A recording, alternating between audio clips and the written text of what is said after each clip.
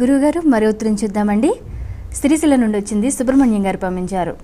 బ్రహ్మదేవుడికి ఆలయాలు ఎందుకు లేవు అని అడుగుతున్నారు.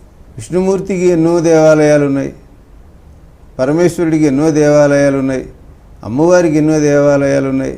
వీరందరూ ఎక్కడ జరిగినా బ్రహ్మోత్సవాలు జరుగుతూ ఉంటాయి. అందరికీ ఏటేటా బ్రహ్మోత్సవాలు జరుగుతూ ఉంటాయి.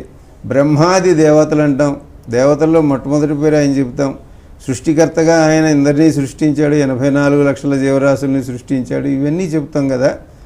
ఇంతటి బ్రహ్మగారికి తగిన గౌరవం లభిస్తోందా, తగిన ఈ ఆలయాలు ఇవి ఉన్నాయా అని అనిపిస్తూ ఉంటుంది. తక్కువగా ఉన్నాయి, కానీ బ్రహ్మగారికి కూడా దేవాలయాలు ఉన్నాయి.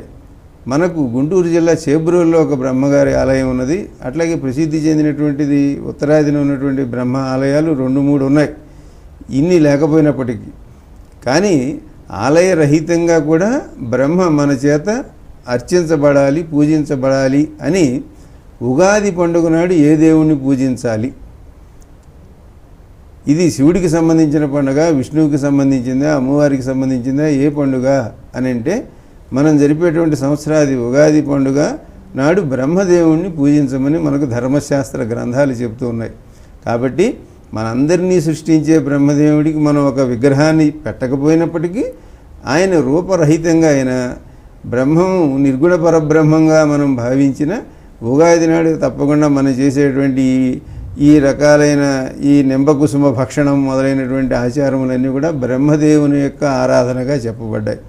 కాబట్టి మనకు తెలిసి తెలియక చేస్తూనే ఉన్నాం.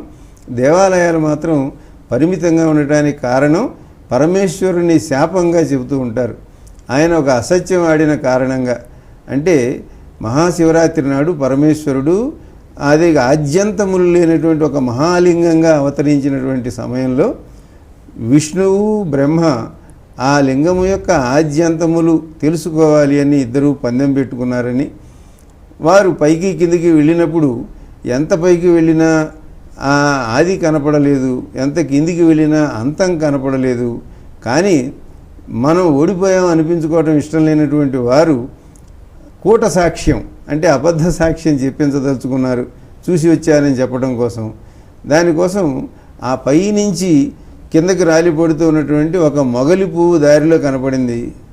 బ్రహ్మదేవుడికి కనపడితే ఆ మొగలి పువ్వుని అడిగాడు, నువ్వు నాకు సాక్ష్యం చెప్తావా, నేను పైదాకా వచ్చి చూశానని. అంటే ఆయన మహానుభావుడు, మరి సృష్టికర్త, ఆయన అడిగినప్పుడు చెప్పకపోతే ఎట్లా, పెద్ద పెద్ద అధికారులు నాయకులు అడిగినప్పుడు కొంచెం తప్పులు చేయాల్సి ఉంటుంది కదా అని అనుకున్నది పాపం ఆ కేతకి పుష్పం, ఆ మొగలి పువ్వు.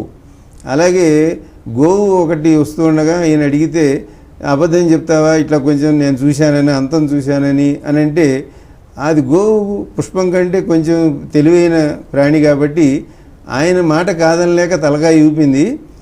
కానీ తెలివిగా సత్యాసత్యములు రెండు కలిపి చెప్పిన కారణంగా తలకాయతోనేమో ఈయన అంతాన్ని చూశాడని తల ఊపింది, తోకతోనేమో చూడలేదు అని చెప్పింది. అందువలన గోవు యొక్క పృష్ఠభాగాన్ని మనం ముందు దర్శించి గౌరవించాలని చెప్తారు. అట్లాగే మొగలి పువ్వుకి పూజార్హత లేకుండా పోయింది. దాన్ని ఉపయోగించిన బ్రహ్మదేవుడికి అసత్యమైన కారణంగా పూజార్హత లేకుండా పోయింది, దేవాలయములు తగ్గిపోయాయి అని ఈ కథాభాగం అంతా ఇంత విస్తృతమైన సన్నివేశం ఈ ప్రశ్నలో ఉన్నది. ఏదైనా ఉగాది నాడు మనందరం నిశ్శబ్దంగా అయినా బ్రహ్మదేవుడిని పూజిస్తున్నాం. గురువుగారు, మీ అమూల్యమైన సమయాన్ని వెచ్చించి ప్రేక్షకుల సందేహాలను శాస్త్రోక్తంగా నివృత్తి చేశారు. ధన్యవాదాలండి. సమస్త సన్మంగళాని భవంతు. చూశారు కదా, ఇది వాళ్ళ ధర్మ సందేహాలు కార్యక్రమం. మీకు కూడా ఏమైనా సందేహాలుంటే మాకు రాసి పంపించండి. మా చిరునామా ధర్మ సందేహాలు, కేర్ ఆఫ్ భక్తి TV, road number 92, Jubilee hills, Hyderabad 5,96,000. మా ఇమెయిల్ ఐడి bhakti@gmail.com.